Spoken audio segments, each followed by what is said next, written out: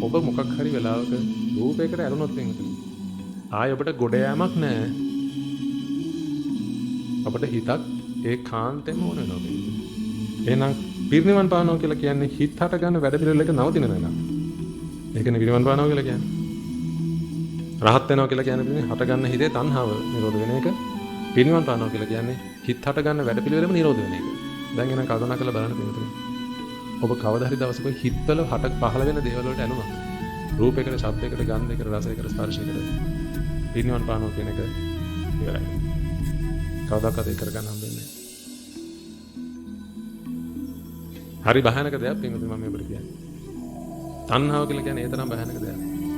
මොකද ඔබ තණ්හා වෙන්නේ පින්වතුනි හැම වෙලාවෙම හිතවල හට ගන්න දේවල් වලටමනේ. ඇත්තටම කියනවා නම් ඔබ මේකට තණ්හා වුණාට කමක් නැහැ. මගේ මේ අතේ තියෙන එක තියෙන.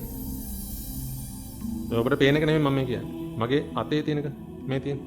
මෙන්න මේ සතර මහා ධාතු. මගේ අතේ තියෙන එක. හොඳයි ඔබට පේන එක එහෙම නෙමෙයි. මගේ අතේ තියෙන එකට පින්නම තණ්හා වුණාට කමක් නැහැ. ඇයි ඒ? මොකද මේකට ඔබට හිතක් ඕනේ නැහැ. ඔබ මේකට තණ්හා වුණා කියලා පින්න ප්‍රශ්නයක් නෑ ඔබට පිරිනවන් පාන්න පුළුවන්. බලන්න තණ්හාව තියාගෙන පිරිනවන් පාන්න පුළුවන්. ක්‍රමයක් අපි හොයාගත්තා.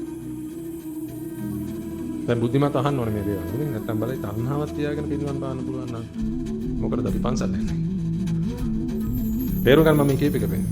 මගේ මේ අතේ තියෙන දේට ඔබ තණ්හා වුණාට කමක් නැහැ. ඒත් ඔබට පිරිනවන් පාන්න පුළුවන්. ඇයි මම එහෙම කියන්නේ? මගේ අතේ තියෙන එකට ඔබට තණ්හා වෙන්න බැරි නිසා. ඇයි ඒකට හේතුව? ඉතින් මේක නෙමෙයි ඔබ කොහොමද මේකට තණ්හා කරන්නේ? තණ්හා කරන්න පුළුවන් මොහොකට විතරද? හිතක හට ගන්න එකට විතරයි. හිත හට ගන්න කොහේ විතරද? ඔබ ගාව විතරයි. ඉතින් ඔබ ගාව විතරක් හට ගන්න එකට පිටුද නම් ඔබ තණ්හා කරන්නේ. කවදාකවත් මේකට තණ්හා කරන්න බෑ නේද? මේක ඔබ දැකලවත් නැහැ නේද? ඔය දකින්නේ මොකද? මේකේ ඔබ ගාව හැදෙන එකේ. මේක උපනිශ්‍රය කරගෙන පිටින් ඔබ ගාව හැදෙන එකේ. අන්න ඒ නිසා දෙන්නතනේ පුළුවන් තරම් ඔබ බලන්න උත්සාහ කරන ජීවත් වෙන්න.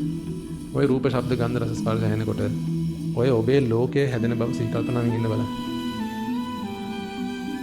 අතන වෙන ඔබට වෙන දහම ගොඩාක් තේරෙන්නේ නැතුණත් කමක් නැහැ. ඔබ ඔන්න ඔය සිහියෙන් ඉන්න.